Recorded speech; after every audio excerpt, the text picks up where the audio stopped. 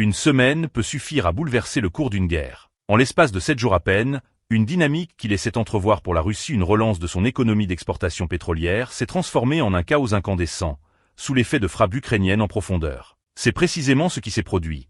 Une succession d'attaques coordonnées a plongé des infrastructures clés dans un état de désorganisation critique, laissant Moscou face aux décombres fumants de ses ambitions. En une seule semaine, l'Ukraine est parvenue à accomplir ce que des années de sanctions économiques n'avaient pas réussi à provoquer. Le 31 mars marque un tournant symbolique. L'annonce d'une frappe majeure contre le port stratégique d'Oust-Louga, sur la mer Baltique, a révélé l'ampleur de cette campagne. Ce complexe énergétique, capable de traiter jusqu'à 700 000 barils de pétrole par jour et essentiel pour l'exportation de matières premières telles que les céréales, les engrais et le charbon, constitue un maillon central d'un réseau qui assure près de 40% des ventes pétrolières russes. Une telle attaque représentait déjà un revers majeur. Cependant, cet événement n'était pas isolé. Il s'inscrivait dans une série d'opérations soutenues, menées tout au long de la semaine contre Oust-Louga ainsi que contre un autre port clé, Primorsk. La frappe du 31 mars n'était en réalité que la 4e en 7 jours contre Oust-Louga, témoignant d'une pression constante et méthodique. Ce rythme opérationnel envoie un message sans équivoque.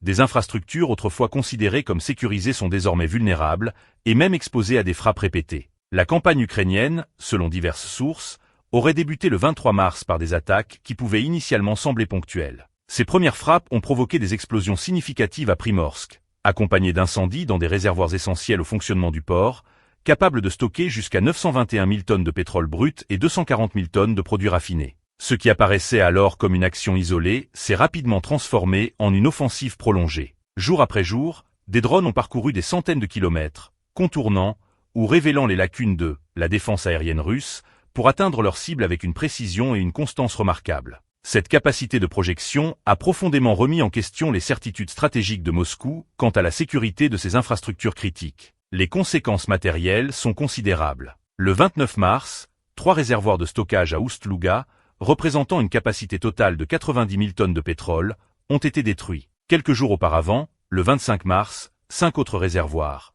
soit environ 150 000 tonnes, avaient déjà été anéantis, en plus de dommages infligés à plusieurs pétroliers appartenant à la flotte fantôme amarrée sur place. Des dégâts similaires ont été observés à Primorsk. Face à cette situation, la Russie a été contrainte d'interrompre à plusieurs reprises ses opérations de chargement de pétrole, afin de maîtriser les incendies, évaluer les pertes et envisager des réparations qui pourraient nécessiter des semaines, voire des mois. Or, même dans l'hypothèse d'une remise en état, une incertitude majeure demeure. La capacité de l'Ukraine à frapper de nouveau, à tout moment. Les répercussions logistiques sont tout aussi révélatrices. Entre le 23 et le 31 mars, seuls 4 pétroliers ont été chargés à Primorsk, contre une moyenne habituelle de 10, soit une chute de 60%. À Oust-Louga, la baisse est encore plus marquée, 2 chargements au lieu de 8, ce qui représente un recul de 80%. Cette contraction du trafic maritime se traduit mécaniquement par une diminution des exportations. Ainsi, les ventes quotidiennes de pétrole russe sont passées d'environ 4,1 millions de barils à seulement 2,3 millions. Une perte de 1,8 million de barils par jour. Cette baisse intervient à un moment particulièrement sensible, alors que Moscou cherchait à tirer parti de la hausse des prix du pétrole sur les marchés internationaux. Moins de volumes exportés signifie également une réduction substantielle des revenus, malgré l'augmentation des prix du brut russe, notamment celui de l'Oural, qui avait connu une hausse notable. Au-delà des chiffres, cette séquence met en lumière une évolution stratégique majeure. La guerre ne se joue plus uniquement sur les lignes de front, mais aussi dans la profondeur des territoires, là où se trouvent les leviers économiques et logistiques. En ciblant ces infrastructures vitales, l'Ukraine ne se contente pas d'infliger des pertes matérielles.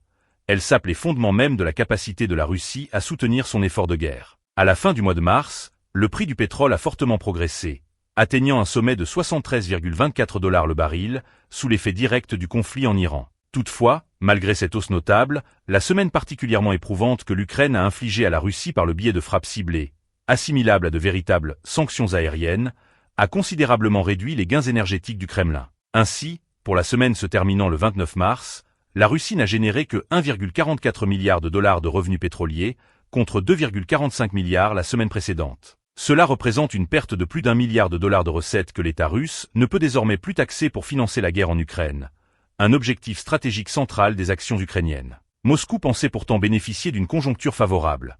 L'inefficacité relative des sanctions occidentales, combinée à la hausse rapide des prix du pétrole, semblait offrir à la Russie une véritable bouffée d'oxygène économique. Mais cette dynamique a été brutalement interrompue. L'Ukraine, en multipliant les attaques de drones contre des infrastructures clés, a systématiquement perturbé les capacités d'exportation énergétique russes. Ce qui devait être une période de prospérité relative s'est transformé en une crise aiguë, les installations portuaires de la Baltique étant particulièrement touchées. En l'espace de 7 jours seulement, Kiev a accompli ce que des années de sanctions n'avaient pas réussi à produire, plaçant une économie russe brièvement revigorée sur la voie d'un affaiblissement rapide. Il convient toutefois de nuancer l'analyse des sanctions occidentales. Il serait excessif de les qualifier d'échec total. Comme le souligne l'Economics Observatory, entre le début de l'invasion et août 2025, ces mesures ont privé la Russie d'environ 100 milliards de dollars de revenus, réduisant ainsi sa capacité à financer son effort de guerre. Ce résultat est significatif et ne saurait être ignoré. Néanmoins, ce chiffre doit être mis en perspective.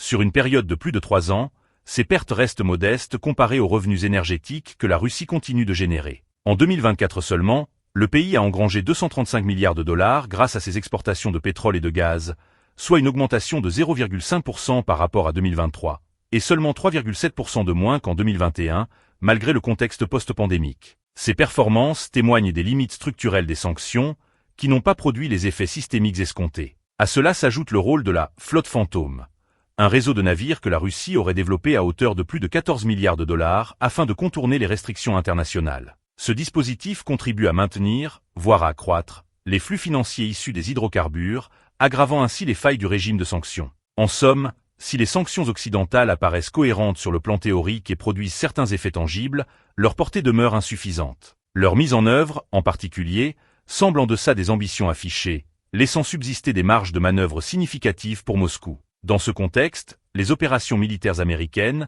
notamment Opération Epic Fury et Opération Roaring Lion, ont introduit une nouvelle variable. Bien qu'elles illustrent la puissance militaire des États-Unis, elles ont également contribué à déstabiliser les marchés énergétiques, offrant paradoxalement à la Russie une opportunité économique temporaire. Le blocage du détroit d'Ormuz par l'Iran, via des tactiques asymétriques, a entraîné une hausse des prix du pétrole, dont Moscou a su tirer profit à court terme. Selon un rapport du 12 mars du Guardian, la Russie aurait ainsi généré environ 6 milliards d'euros, soit 6,93 milliards de dollars, de revenus issus des combustibles fossiles durant les premières semaines du conflit iranien.